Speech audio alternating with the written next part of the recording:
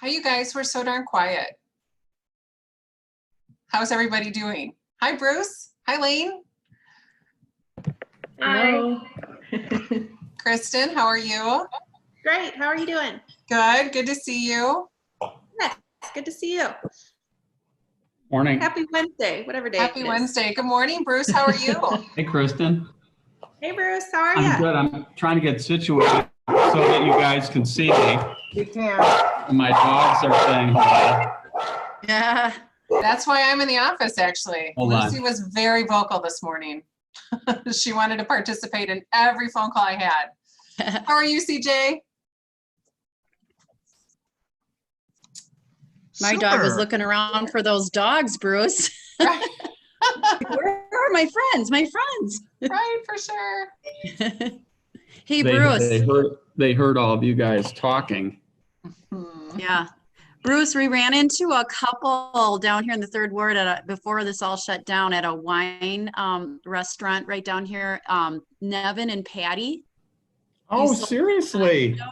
Yeah, you sold him a condo at Harborfront. And we sold an awesome lake property that had been in Nevin's family for a long time. Super Yeah, interesting we were people. talking, I don't know how, one thing led to another, and they're like, do you know Bruce Gallagher? And I'm like, yeah, I know him. Oh, that's great. They're like, yeah, he sold us, and they told us that you sold those properties and all that kind of stuff. So yeah, super nice couple. And when this is all over, we're going to get together again. Nice. You live down there? Yeah, I live right down in the Third Ward, right a block away from them. Fantastic. Yeah. So we ran into them at Vino, little like wine bar right down here, just like 2 days before we got shut down. Oh, wow. Yeah. Interesting. Yeah. Small world. It is, but not so small, right? Nope. Not these days, for sure. That's cool. Good. Well, why don't we get going and talk about some things? I think that sounds great. I would love it. So I don't really have anything big and prepared. I thought it would be a good time to connect and let people ask me questions, but I do have a few thoughts. I'll try and make them brief. I was just thinking about this and talking to some other agents, people on our team, knowing kind of what we're facing. One of the great things about Keller Williams can also be one of the challenges, and that is we've got such fantastic resources, the training, the tools, the technology, and those are all critical aspects to build a good business and continue to improve. And those are really the things at the outset that made me move my team over to Keller Williams. And I'll say equal to those are just the caliber of people in our peer group, which is just fantastic. But when I think about, there's so much of it there, it's important not to get too overwhelmed. And it's easy sometimes to lose sight on what to me are just sort of some of the fundamental basics of our business that have become real apparent to us and to me in the last, say, 5 or 6 weeks, as everything abruptly really changed. And suddenly during the time of year when normally there's a lot of activity going on, we're going on listing presentations, we're bringing properties to the market and all that sort of thing, it's really changed, and we've hardly had any of that going on. So I threw together, just real quickly and informally, a few things that I just thought I'd run through because they were helpful for me, and our team has talked a little bit about some of these things too, in terms of how do we get geared up, how do we sort of take control again of this new shift that we're in. So just writing these down, I'll go through them. I've got just some informal notes. If anyone wants them later, I can throw them together for you guys. But really the first thing that I'll say is keep in mind, you're selling yourself, and it sounds really obvious, but just be aware that how you do your marketing, how you do your social media, how you dress, the things you say, your energy and your mindset, those are just critical. And you can be the most well-trained person, have all the knowledge, market knowledge, technology, everything else. But fundamentally, this is a people business, and you've got to connect with the people that you're hoping to work with. So that's just, it's so easy, especially when things are busy and we're all busy, which now there's been a shift. But it's good to reflect on that. The other thing about that, don't try and be who you aren't. I am who I am. One of the benefits that we have with our team, my sister Kathy and I, well, I'll give you guys just a quick snapshot too. I'm not sure who's on the call, but I meant to just sort of tell you a little about us. Our mother got into real estate in 1982 with Wauwatosa Realty, then Shore West. She then moved over to Realty Executives when they came to the local market here. And she worked until she was about 80, 7 years ago. My sister worked with her, I think, for the past 18 years or so. They finally convinced me to come over into the business 10 years ago. So that's sort of who we are, long family tradition in the business. The business has completely changed since then. It's gotten much more challenging in many ways. We then 5 years ago added Jennifer Wolf-Beester to our team to really start to help us bring more structure and more efficiency, extend our reach, as now we had to start spending more time being focused on things like, we didn't call it this at the time, lead gen, reaching out, being proactive. The old model was, people called you, that's great. Maybe you put a space ad in a newspaper and you had the MLS book. It's a completely new world now. So we've adapted. We still have a lot more adapting to do, but that's who we are. And then we added Sarah Duco last fall to really come in and help us shore things up organizationally with technology, with support. I think a lot of you know Sarah. So that's our team. We tend to focus on high-end lake properties. We say lake and unique country properties, and that's sort of our niche. We really know those markets quite well. That doesn't mean that when there's a relationship there or an opportunity there that we don't do other things. We do. We just are careful to stay focused, try and stay in our lane, not be all things to all people. Typically, unless it's a really unusual project, really interesting project, and a really strong relationship, I don't think we go further than 5 miles from our core. So that's, we are high producers, but I still feel that we've got a ton to learn because every year we're not high producers. We still have big ebb and flow. We need to improve on that, smooth it out. And I think with a lot of the things we're doing internally and leveraging a lot of the tools that KW has to offer, we're making some good progress with that. So enough about us, but I didn't, again, not knowing who was on the call or if we've met or if you knew me, I thought that might be helpful. I'll run through just a few things here and then I want to open the table just for some good discussion. We've got some really good people on the call. I'm happy to answer anything totally candidly, and let's just have some good conversation. And hopefully you guys can come away with a little bit of a couple good ideas or maybe some new direction to go try and implement. So getting back to my first on my quick list, it's really keep in mind that you've got to sell yourself. And I also want that to mean, or you to be aware, I'm not going to connect with everybody, and that's okay. When we get listing appointments, we do our best. We put a lot of work into it, but we show up and we are who we are. And most people these days are going to be interviewing more than one realtor. While we strive and we want to get every listing, probably, keep in mind, in the back of your mind, it's a two-way process when you go on these meetings. So don't go in needing the listing, needing the job, needing to get it. Go in wanting it and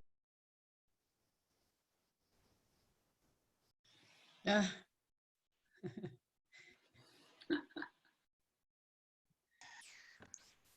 we just had an eruption of dogs. I Very scared familiar. you guys that, or I tried to.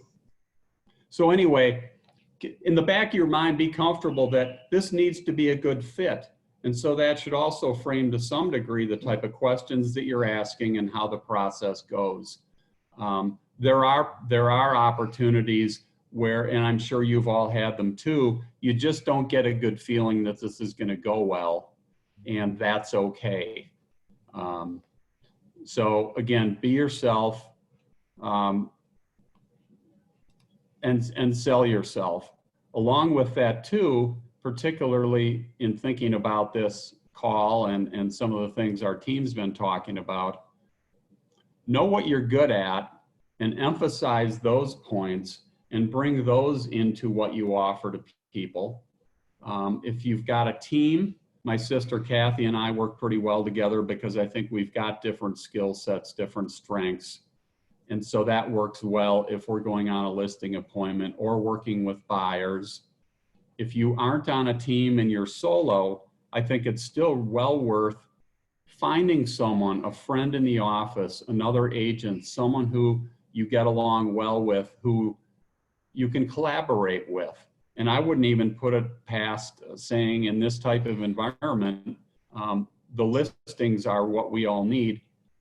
Ask someone, hey, help me prepare for this listing maybe. I'll help you. Maybe even go together on one if you're newer or maybe not as comfortable. Or the other thing about that is you can really pick up a lot when two of us go on an appointment.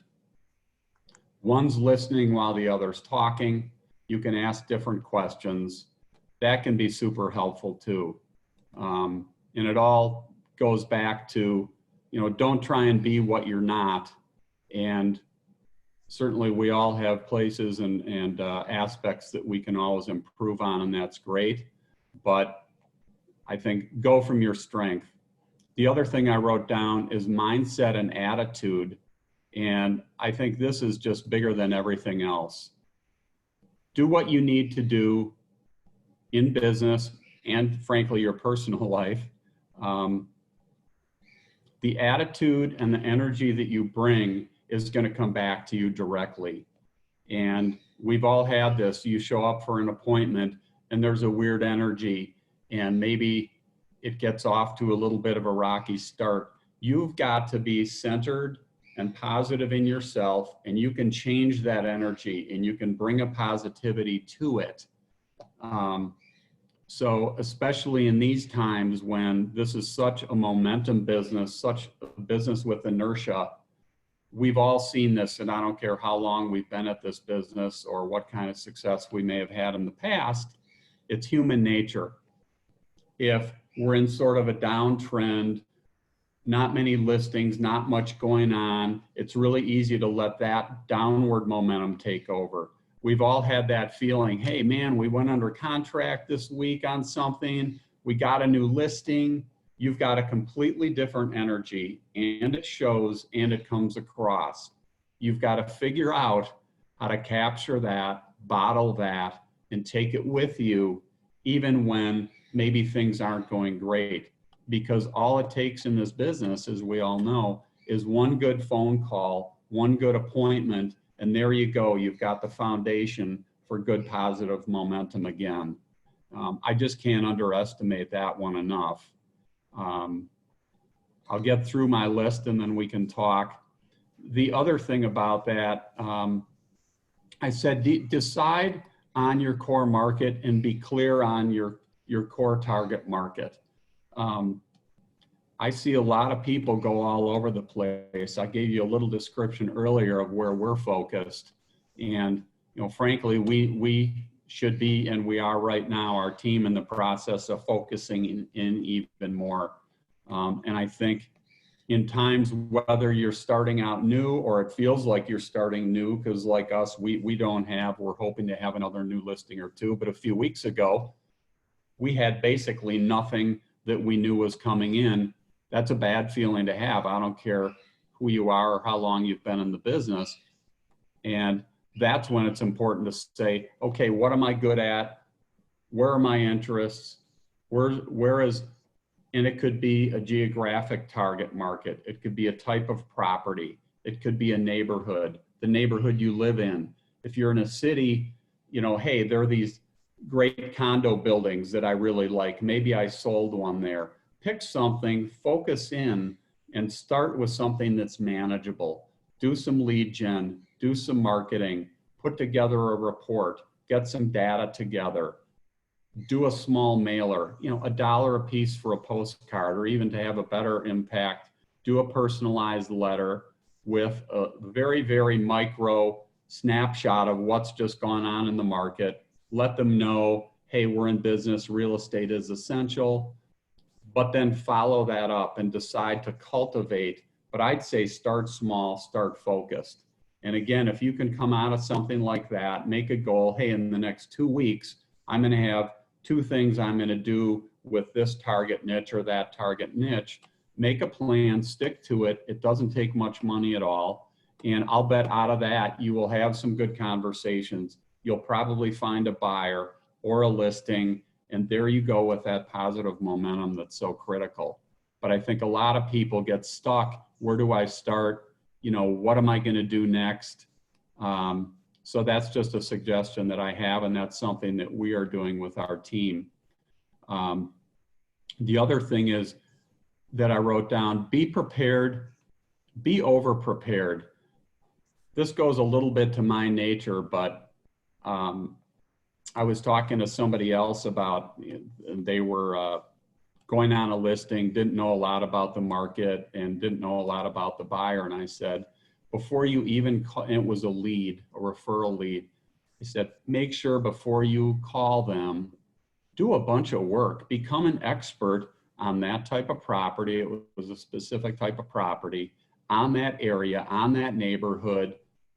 Basically, go and prepare your CMA before you even call to get the appointment.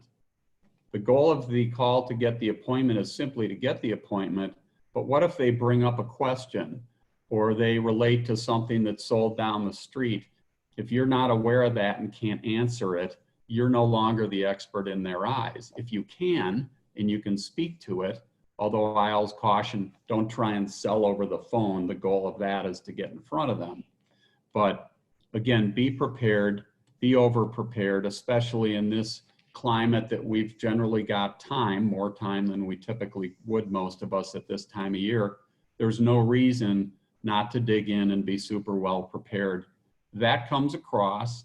And the other thing that does, that'll help really boost your confidence, your energy that you bring to it, and you've done a lot of the work up front. And by the way, if you don't get that listing, now you've got a good idea of whatever that niche is. Maybe that's now a new niche. Take that information that you put together, social media, direct mail, outreach. Those of you who are not like me, but it's a really smart thing to do, although maybe COVID, it's not, I was going to say, but you could still go hang these on people's doorknobs or something, but just get out and do something. So the whole thing is be prepared, find something to do, put the plan in place, and just get it going. Along with all this, the other thing I wrote down, always go into a meeting, and I try to do this, it's become somewhat habit, and our team does this, but make sure you've got specific questions to ask that are going to help you understand where they're coming from. And as you get into the conversation with them, by the way, don't get sucked into, at least my advice, and there are all different ways to do this business. We always go into a listing pitch with an outline, with a format. We can talk about this, this, this, and this. I'm not going to sit down, put a stack of paper on the table, and start dragging them through this. We sort of say, here's what we've got. These are things that we're prepared to go through with you. But before we do that, can we just have a little bit of a conversation? And I've got a couple questions for you. That's the key. What that also does, you can learn about what's important to them. You can learn about what in all this information are they really interested in. You can learn about, drill right down to their hot buttons. Don't allow yourself to be put on a stage with them sitting there with their arms crossed. Okay, tell us what you think, give us your presentation. It's really hard to do well like that, and it doesn't help them and it doesn't help you. So that's the other thing coming around, asking the questions. And if you can ask the right questions, always remember to take it one level deeper. They'll answer you. That may or may not be the real answer. So take it one more step. So what about that makes you say that? You know, it's all relevant to the conversation, but always try and dig a little bit deeper. If you do that, most people will tell you what they're looking for and why they're going to make the decisions that they make. And once you have that, if you've done your homework and you're prepared, I'd say there's a really good chance that you'll be able to get that business. The last thing here that I jotted down, and again, because it's fresh with me and with our team, we all know and hear about lead gen. It's absolutely the critical thing to do right now. And I'd say without some accountability, you're really selling yourself short. Find somebody, friend, spouse, significant other, team member, make an achievable goal for this week. Up your game a little bit. If you haven't been doing anything, commit to, I'm going to go for 2 contacts a day. And I'm saying not phone calls, contacts where you're actually having a conversation or whatever that is for you. Tell that person, and our team just started this, and it's bearing results already in the first week that we're doing this. So every morning, 15-minute pop-up call. Hey everyone, what's anything big going on since yesterday? No, how'd your calls go? We talk about it briefly, we share it. There's accountability, it starts to build the positive momentum. So for us, and again, this is a Keller Williams model that's just as old as Keller Williams. It's hard to do sometimes though, but you've all got your cell phone with people that you know. You've got, friends of your kids, the parents that you know, sports activity, neighborhood that you're in. You've got people that you can call. Hopefully you guys were on that really good guest call that we had. James Shaw, I think was his name. He had some really great things about that. And that actually motivated us on our team to say, we got to just get going with something here. We have been, and we've got a couple of appointments that we're going on in the next week that would not have happened had we not gotten on the phone, had a little bit of accountability to each other. So those were the things that came into my mind a little bit to just sort of kick this off. And I think with that, I'll just kick it to the floor. I don't know who's controlling this with mutes or anything, but I would say let's take the rest of the time and just do some brainstorming, share ideas. If anyone has questions, if any of you guys have a tricky scenario or something coming up that you're not sure about, either we can talk about it here. The other thing that I didn't get on my little cheat sheet that I just remembered, ask for help, you guys. You have got so many fantastic resources in our market centers, our leadership, other agents. There's nobody that I can think of, and I don't care if they're, the other thing, a lot of the people who are brand new can bring some really good input to this too. Don't leave that forgotten either. Reach out, ask people for a perspective, ask for some, hey, can I get your opinion for 5 minutes? Call anybody, and I guarantee, maybe not that very second, but they will make some time to talk to you guys. And we all need to lean on each other and help each other out. And when we can do that, you will definitely see the results. There's no question about it. So that was the last point that I forgot to cover there. Nice. So enough about me. I don't like hearing myself talk for this long, although my team might disagree with that. I want to jump in really quick before we open.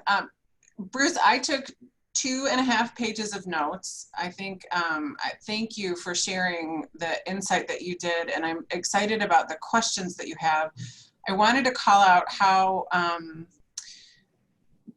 comforting and curious it was that you shared when you started that you also are working on leveling out the roller coaster, right? That you have, that's one of your team's growth areas that's coming up. And I think it's so important for us to hear, you know, there are people who look at the business that you've achieved and think you have it all figured out, that it's consistent all the time, that there's no up and down, there's no, there's, you know, like it's a well-oiled machine. And I know your team, I think you guys have a very well-oiled machine, and there's still things that you can work on to build your business.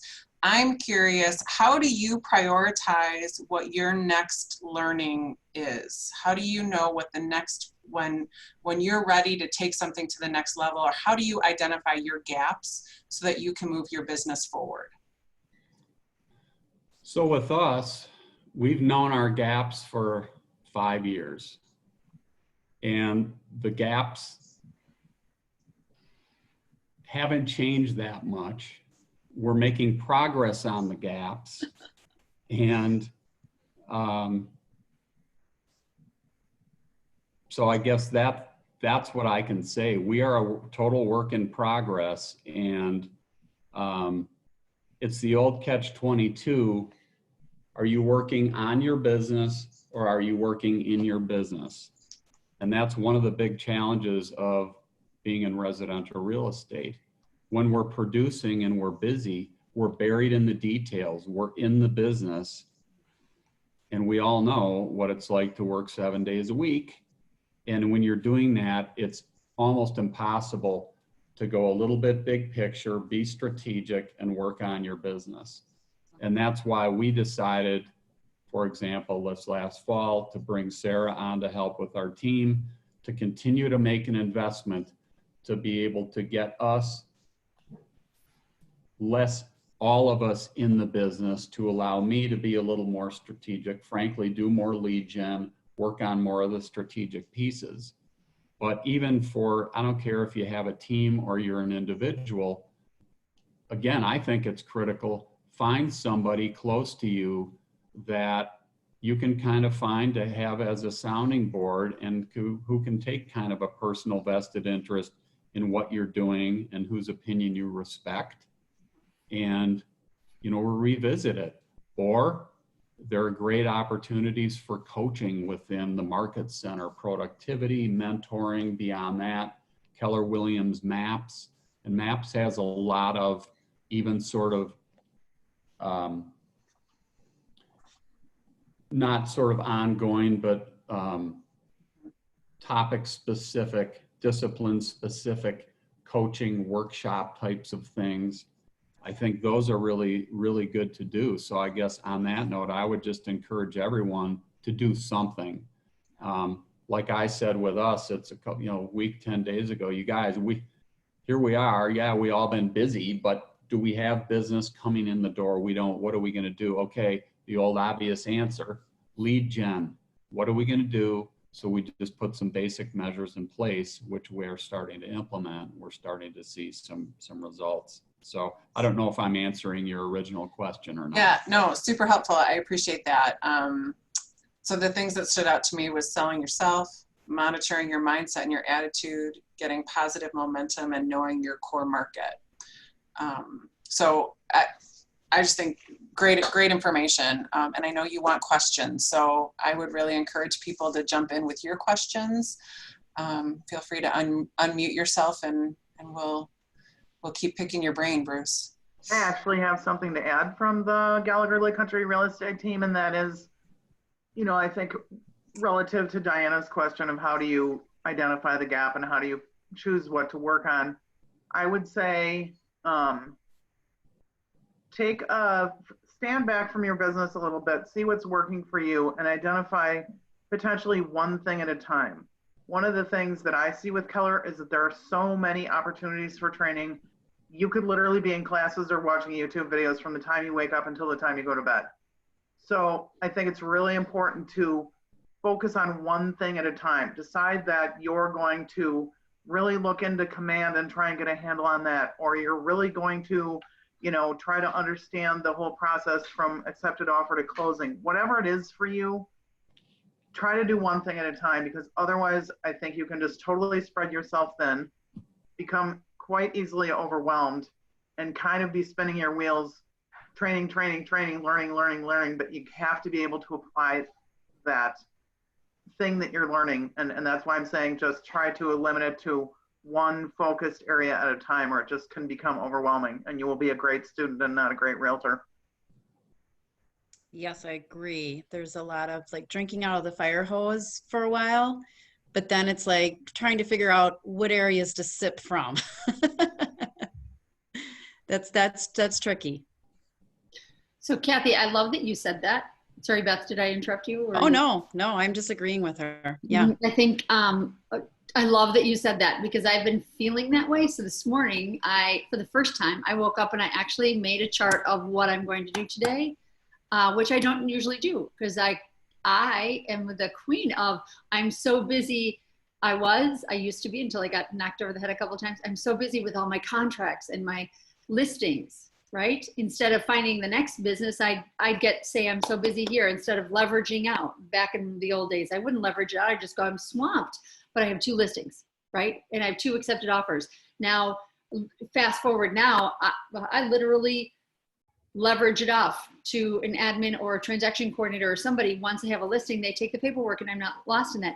Now, so I mastered that. Now, since COVID started, I have found myself, I could be on Zooms all day, every day, all day.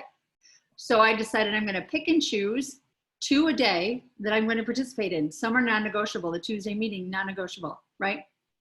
Jumping on these coffees when I can, absolutely non-negotiable. I love these.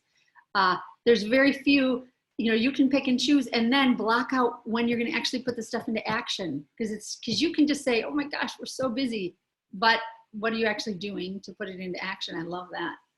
One of the things that I found during this COVID quarantine is that suddenly it's bedtime again. And I'm sort of going, what happened to this day? So strange, because I don't get up and go to the office. I don't have my workouts. I don't have the things that used to be scheduled. And so, although I felt like I could be more productive, in fact, I found that I'm less so. So I just said to our team this morning at our 15-minute stand-up call, I am literally going to start time blocking. And I know that's something that we talk about at Keller Williams a lot. But somehow with this like nebulous, there's never an appointment. There's no, I mean, not never, but 2 things. First of all, I spent half the day on calls yesterday morning and then on the Zoom calls and meetings. And by the time I was finished with lunch and took my puppy out and went to Delafield to do a preview, I suddenly had no time to even do my lead gen calls. So, or workout or any of the other things that are important to me. And so I think that time blocking would be another thing that, and I'm not trying to usurp my dear brother's time here, but it's just something that I have said to our team that is going to be important for me. And it's something I've never done before. But I think in this nebulous time where you wake up and it's so different, for me at least, that's something that I would bring to this discussion that I would, and Maureen, you reminded me of it, that maybe would be useful for other people.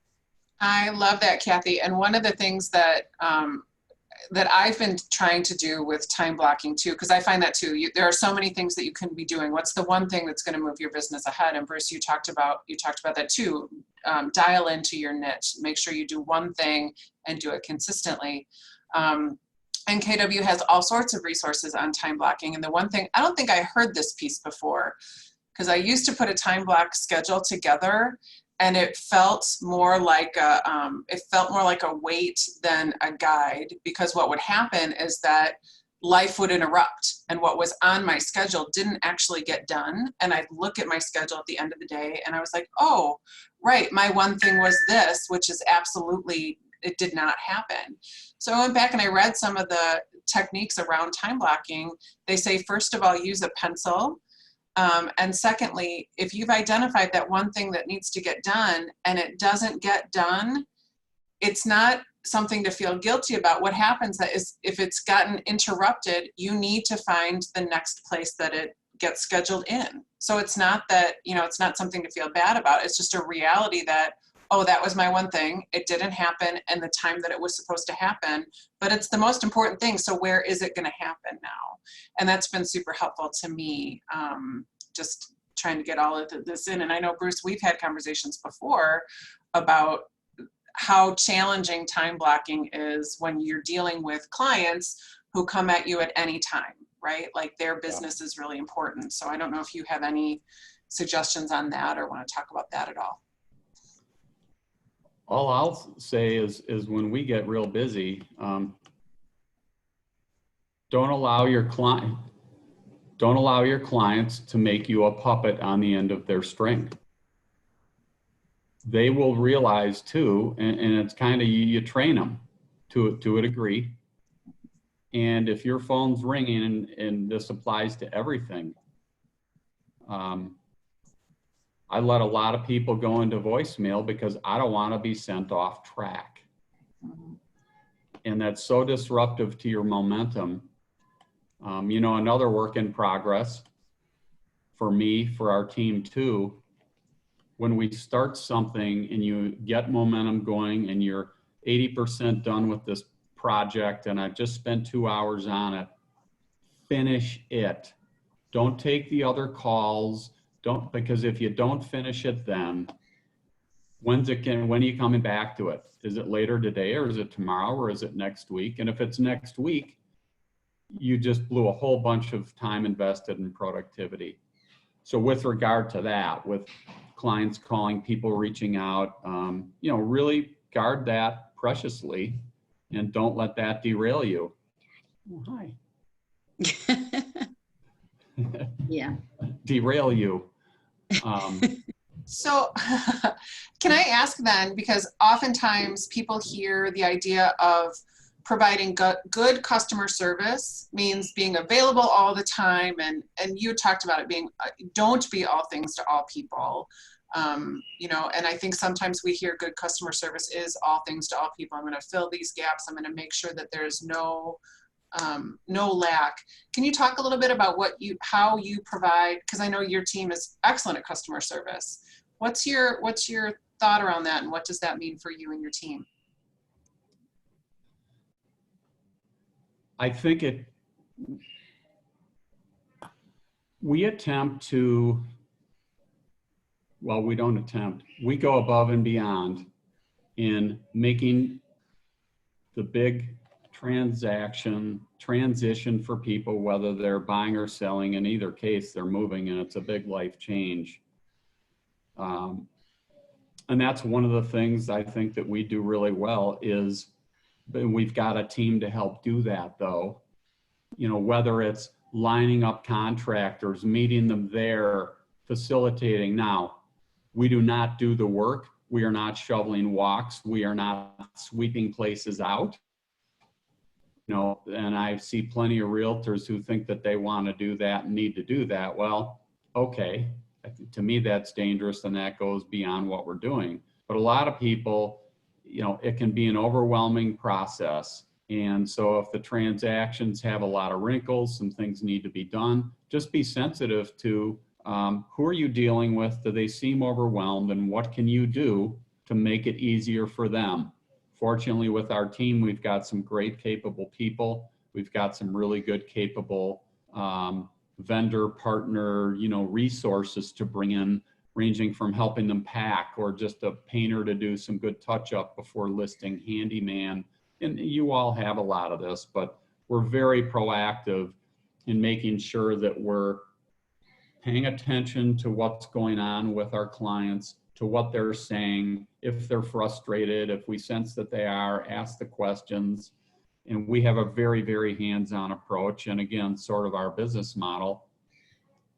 We don't do a lot of transactions. Fortunately, they're higher dollar volume, so we can justify, and we do spend a lot of time giving very, very hands-on service. But I think everyone deserves that. And frankly, we've done that even with, instead of $1.5 million listing, with a $450,000 listing. We sold one last year. I can't even count the hours that our team bent over backwards, helping transform this place, get them moved, get the vendors.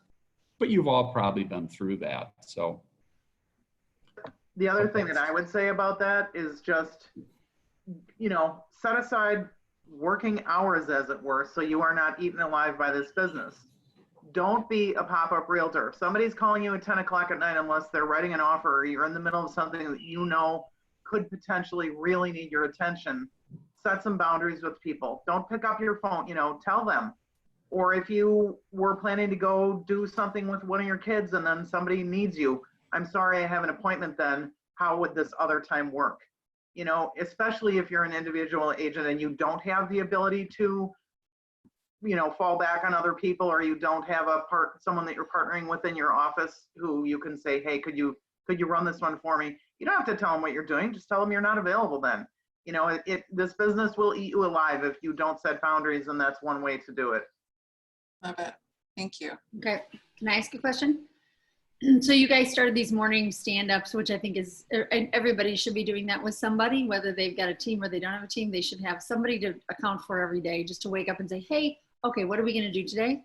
But so now that you're doing that, and you've got this list of contacts and a database that's probably got 1,000, 2,000 people in it. How are you deciding on who to call? Everybody says, get your database out and start making those calls. And even for me, that sounds overwhelming. I've got 3,000 people in my database. Where in the world do I begin? And they say, break it down ABCs, but it just still sounds overwhelming. Did you guys create a plan for how you're going to reach out to your clients? Or we started with a short list because obviously every prospect, everyone in your database isn't equal. So we each took a look and said, look over our lists, come up with whatever it is, 20, 30 people that there's a reason to think that maybe they're the best ones to reach out to first. And that's sort of where we have started, being that, hey, they had said maybe a year ago they were going to think about selling next year. Well, that's certainly call them before someone who you've got nothing to go by. Mm-hmm. So that's sort of how we've done it. But I'll caution you too that once you get into this, and we'll probably be there in a week or two, now you've hit the low-hanging fruit, which is people that you're more motivated, you've got a reason to call, you sold them a home 2 years ago and you got along really well. Those are easy, fun calls to make. I'll challenge everybody that once you get going, and that's where we'll see what we're made of, in my view, is 2 or 3 weeks down the road, okay, now who are we going to call? And that's when I go to the Keller Williams model, where start going through alphabetically. Don't go hopping over the 20 people that are a little less comfortable, I think. So we'll see how we handle that. But to answer your question, we did prioritize this initial couple weeks worth, and it'll be interesting where we go from there. And I think where we go from there is, hey, if they're in our core database, let's say our core 400 or whatever it is, we got to just start marching through it and make the contacts. And if we run into someone where it's a bad situation or rude or bad vibe, or they're gone or something, well, good, then we cleaned up our database and let's move forward. Thanks. Mm-hmm. Yeah. Can I ask a follow-up on that? We've been talking about how this is a skills-based market, right? You have to, the business isn't just going to fall into your lap. You have to kind of know what you're doing and know what you're bringing to the table. And Bruce, you said one of the things that you think about when you're having that conversation is don't sell over the phone. The goal is to get the appointment and get in front of them. How do you, or did you go about developing your sales skill set so that some of those strong lead gen skills are in place, so that when you do talk to people, you know your goal and you know how to move that conversation along? I think that comes down to becoming an expert in the area that you've chosen to focus on. And if you are, I'll even push back. People will prompt me, well, what do you think it's worth? Or what do you think? And I'll just I'll politely hold my ground and say, well, that's one of the things that I really look forward to talking with you about in person when we get together. There's just way too much to it to start getting into on the phone. So when can we get together? I mean, just be firm, be friendly, but be firm. And never, ever send your CMA ahead. Tell them what you think about prices ahead of time. You know, give them just enough to get the appointment, again, is what we try and do. And generally it works. Thank you. I'm curious from anyone out there, what's working these days? Someone tell me something you're doing new that's working well. I can always share if nobody wants to share. From my team, things that are working for my team, because you know, I've been in the business a long time, like you guys have been. So we've got a sphere that's pretty active and that sort of thing. But I'm looking at some of my team members and how they've gotten their business a little bit activated was social media. And I learned something on my mastermind with Gary Keller yesterday is mind share before market share. And I went, okay, think about that. And I have a particular team member who has decided to start posting on Instagram and Facebook just once a day, something interesting in the community. Could be real estate related, may not be real estate related. He's been doing that for 8 days now, and he now has 2 buyers and 3 listing appointments. Mind share, just getting, and also, you know, everyone's so afraid of, you know, looking bad that we're real estate agents out working in this world in COVID and you should be home and stay at home. But think about it from this perspective. We have the opportunity to work, right? We're one of the few people that's actually allowed to work. And there are so many millions of people in this world that would love to be working to earn an income to support their family. We actually are allowed to do that. So we have to find those new ways to go and do that. And I watched this particular person go out there and do it and say, okay, I'm going to go and get some business. This is crazy. I cannot be sitting around watching COVID and trying to be safe at home when I know I could be supporting my family, right? As long as we do it in a safe way, wear our masks, wear gloves, show only if necessary, and show minimally, really help them listen and narrow down their choices. And you may show them only 1 or 2 houses.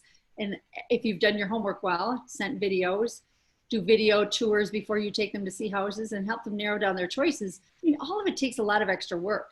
But his intentionality about getting on social media got the mind share that got people talking. And then you find those people at home, a month at home, they're like, all right, I'm home. I might as well clean out closets and get ready to go on the market. Let's go. Right? You can only sit around so long, and then all of a sudden you're like, yeah, I do want to move in the next year and I'm not going to have this time again. I might as well be proactive about it. So that's what a particular person on my team, and I'm running with that. I think it's great.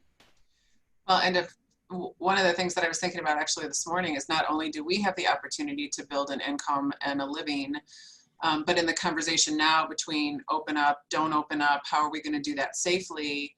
The work that we do generates so much business for other people in the market. You know, the contractors, Bruce, that you talk about bringing to the house, the movers, the lenders. There are so many people that rely on this industry being strong, that it's I feel it's incumbent on us to get out there safely and smartly, and do a good job by our client, which also does a good job with the economy and the people who rely on this business for their families too. And that's part of Keller Williams' mission, right? Families and our legacies worth living and building a life worth having. And I think all of that kind of ripples out. So what other questions are out there? Bruce and his whole team is on here. Sarah and Jennifer, if you want to raise your hand, if people don't know who you are. But they do. This is a great team to pick your brain. It's a great opportunity to ask good questions. They're very thoughtful and excited to have them. One thing I wanted to interject quick, Bruce, and some other people have talked a lot about, language, saying the right things, what to say. The language of sales does start next Wednesday, which is not something that just is always going on. It's something that maybe starts twice a year. So our whole team is signed up to attend it starting next Wednesday. So it might be something you want to check out if that's of interest to you. Jeremy, what kind of frequency is that, or whatever? What's the format? I think it's once a week. No.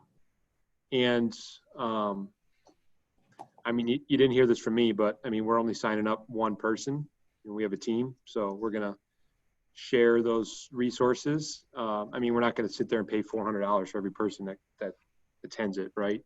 So, I mean, whether or not I should say that out loud, I don't know, but that's what we're doing. And we've never taken it, and it's something we've wanted to in the past and sort of missed out on the timing of it or whatever. And it's just all about, like, Scott and I are very entrepreneurial, naturally can talk, fairly well.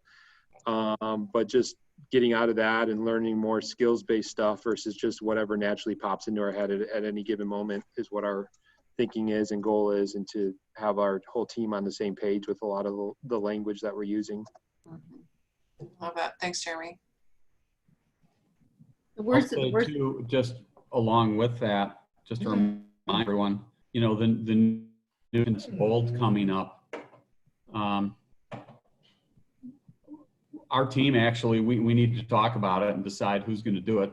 Some of us, one of us, we're going to be involved. I would encourage everybody, do that. $99, it's not a huge time commitment. If you want, we talked a little bit before, some kind of accountability, some kind of structure and format in this time, in this strange time, do it.